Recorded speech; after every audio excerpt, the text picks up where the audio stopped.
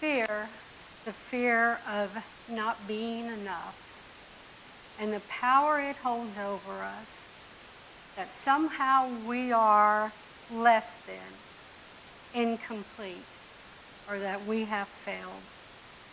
The fear that we're not right, or that we're broken beyond repair, and that we're dirty or worthless.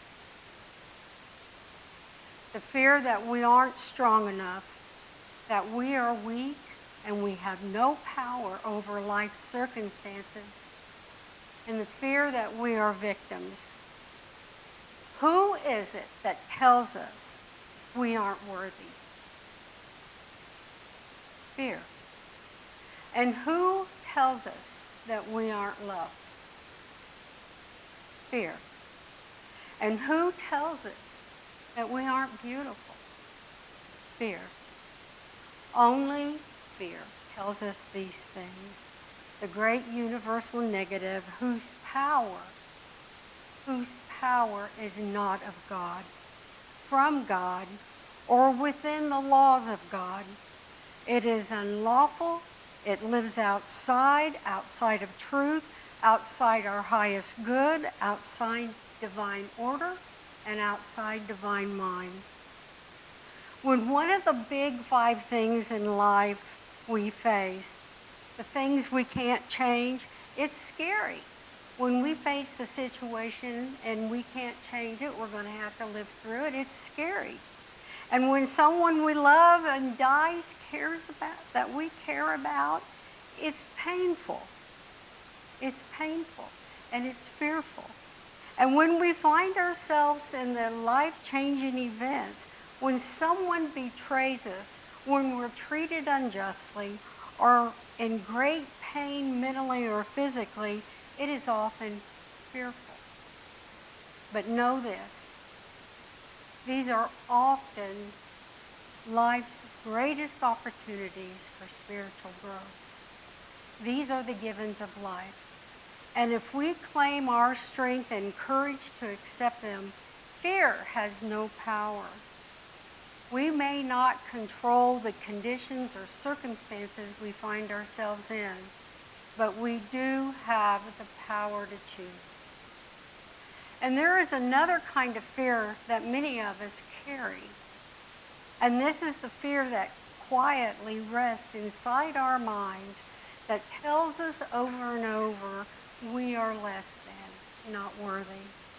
And maybe it is the church telling us that we are broken or dirty, or that the culture itself that prides itself on competition, or that physical beauty tells us we'll never measure up. Perhaps it is our tendency to compare ourselves, always finding ourselves lacking and we're failing behind. Perhaps we're so attached to our stories that we wouldn't even know who we would truly be if we dropped them. And we spend so much time in the past that we can't even imagine the future.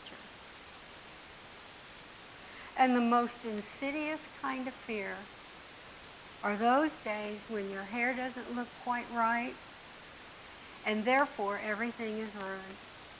We've all had bad hair days. It's a bad hair day, and therefore everything is going to go wrong. Okay? And then somebody cuts you off going to work. You spill coffee on you, and you're starting to look for things now. You've placed yourself in fear.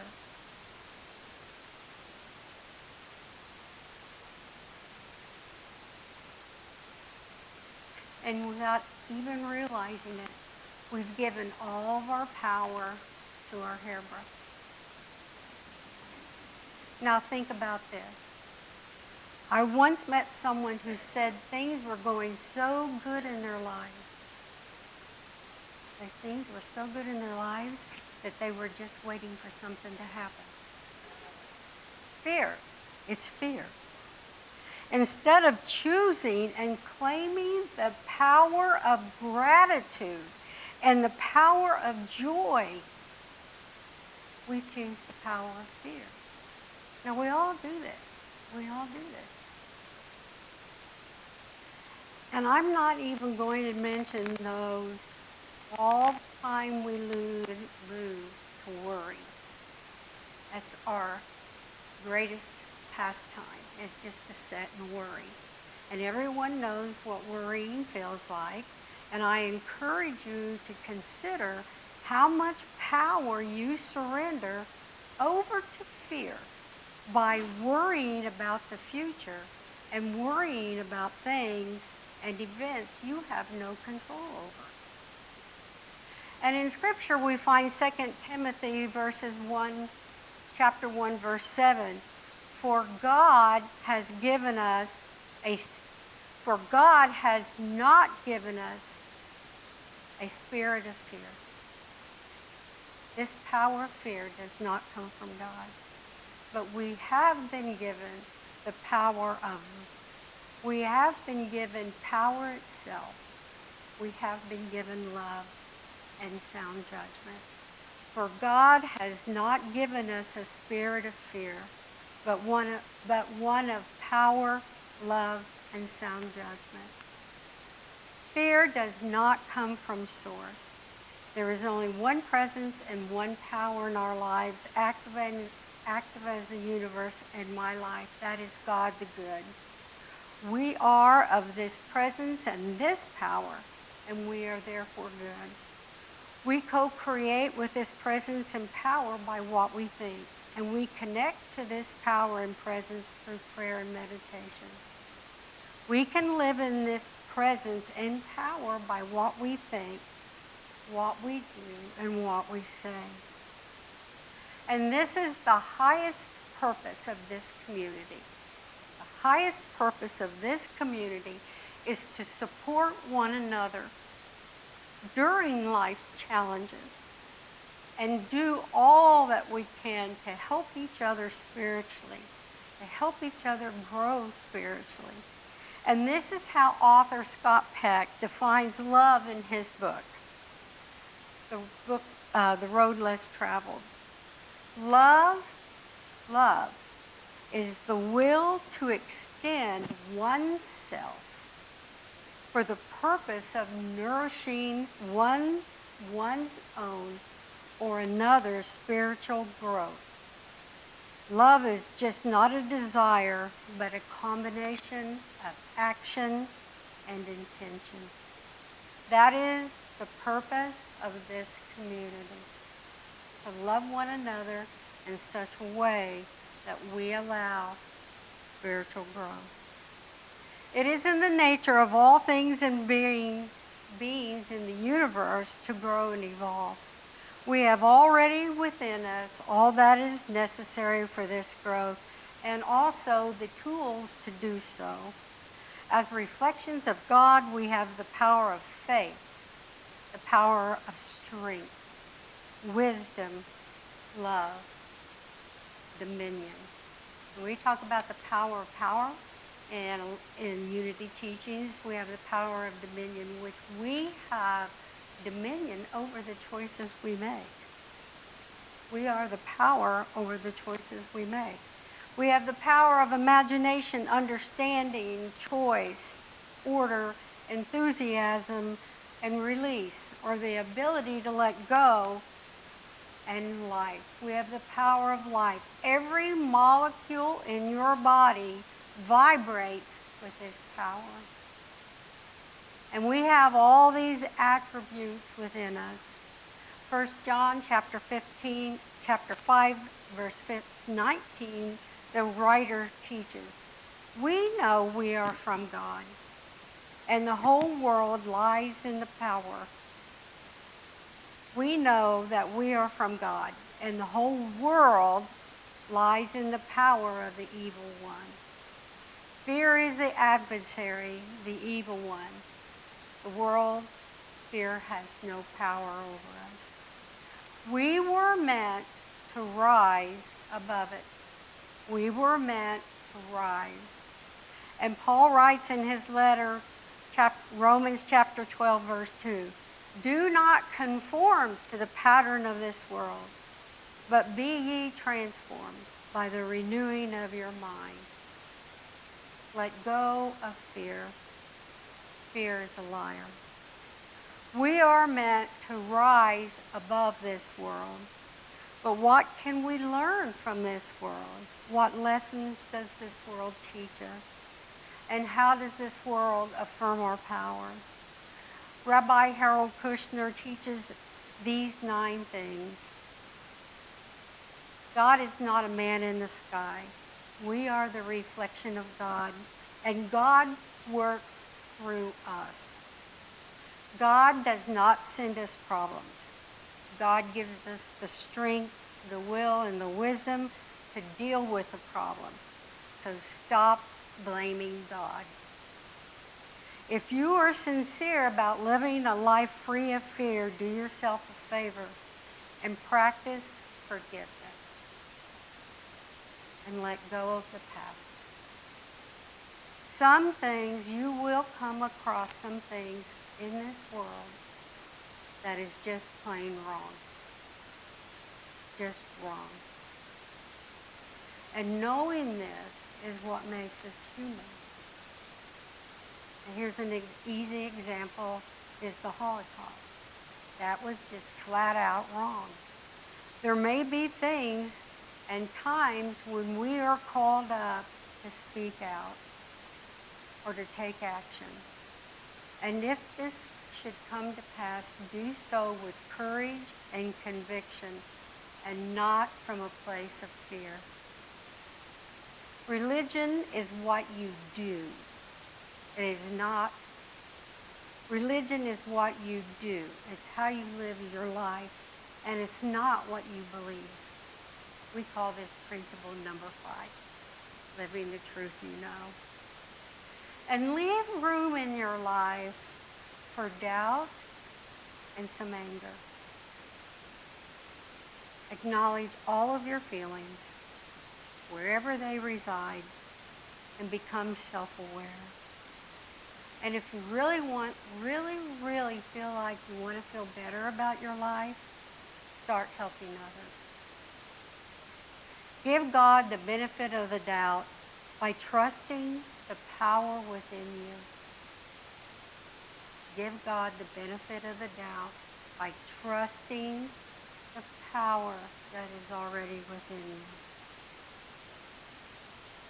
And if you think of life as a series of lessons, ask yourself, what can I learn from this? As in Isaiah, we read, these are verses that I find encouraging, okay? Arise, shine, for your light has come, and the glory of the Lord rises upon you. Arise, for it is your task, and we are with you. Be strong and do it.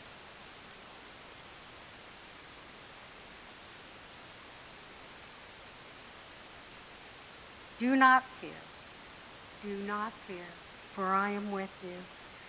Do not be dismayed, for I am your God. I will strengthen and I will help you.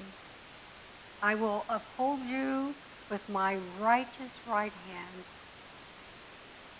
For I am the Lord your God, who takes hold of your right hand and says to you, do not fear, I will help you. In Psalms we read, the Lord is my strength and my shield. I trust him with all of my heart. He helps me, and my heart is full of joy. I burst out in songs of thanksgiving. Again in Isaiah. Isaiah is really a good book, guys. There's a lot of encouragement in there.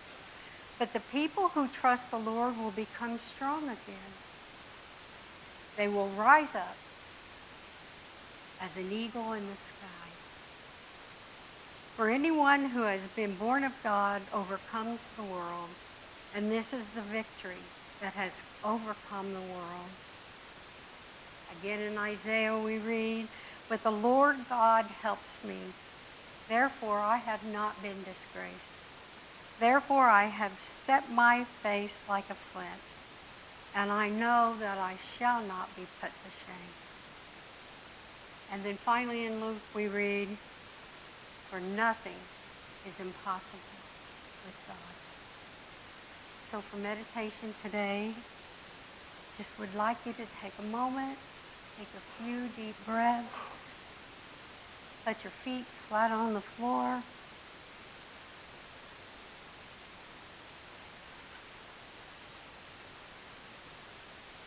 Your spine straight. And relax your jaw and your neck, any tension you may be holding.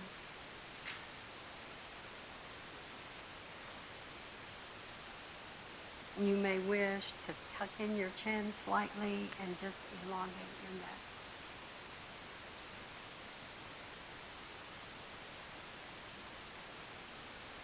Just close your eyes and focus now on your breathing.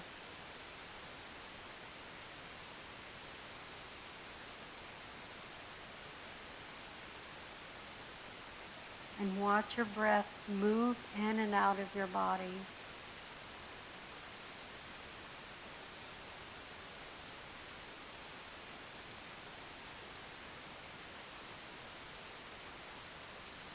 Now at this moment, gently recall something that you are fearful of. It may be a slight concern or worry. It might even be a phobia, a fear of spiders, whatever. Doesn't matter. Something that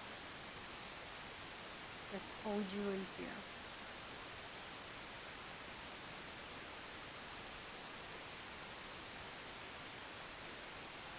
I try to visualize this in vivid detail.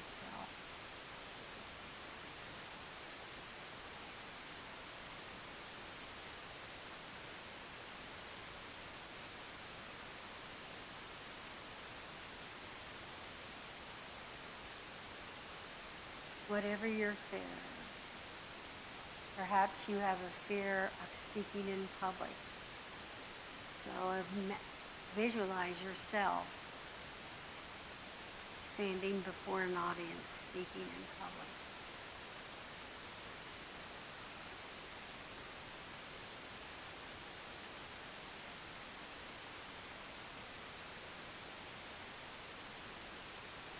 All that you fear, let it play out. In your mind's eye, let it play out. And notice your emotions. Where are you feeling this emotion in your body? Are you feeling it in your abdomen, in your heart? Are you feeling stress in your neck? Where are you holding this fear?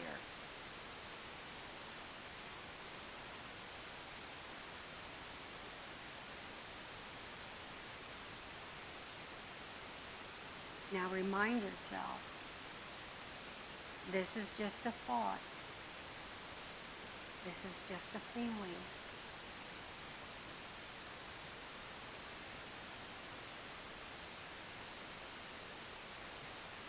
Now imagine this fear coming to its conclusion. It's all played out in your mind.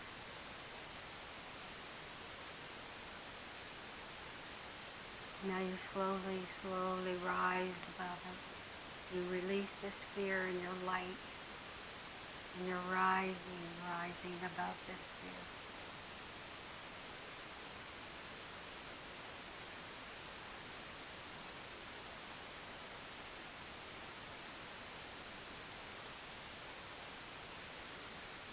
You're free, you feel freedom, you're confident.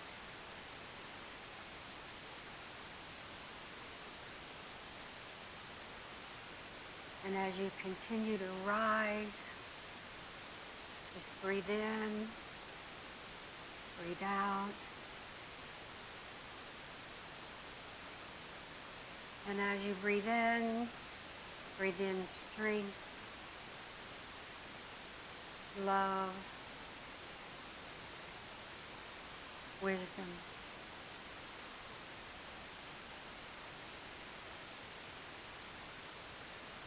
life.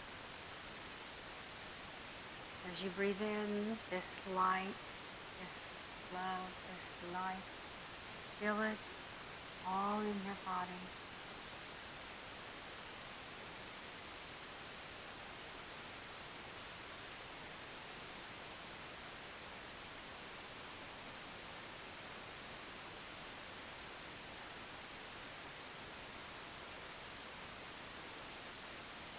Looking down, you see the ashes of your fear.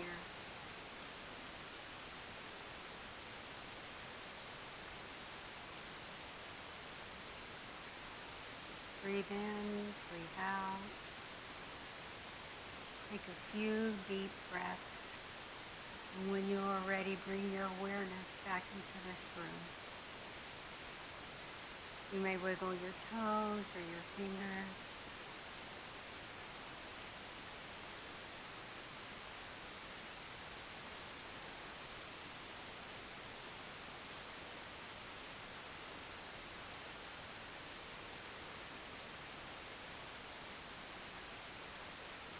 The power that fear holds over you is not from God. Fear is the great adversary. It is the liar. You were meant to shine. You were meant to rise. You are from light itself. You are from love and life. And if you or anyone you know is struggling with thoughts of suicide, please reach out to me, the pastoral care team, someone you trust, or call the National Suicide and Crisis Lifeline at 988. And I leave you today with quotes from Marianne Williams. Nothing binds you except your thoughts. Nothing limits you except your fear. And nothing controls you except what you believe. Our deepest fear is not that we are inadequate.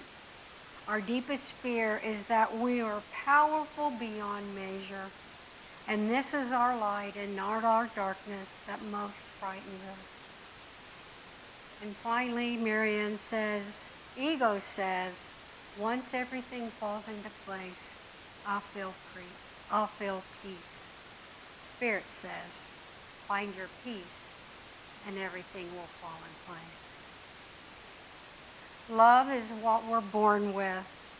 Fear is what we learn.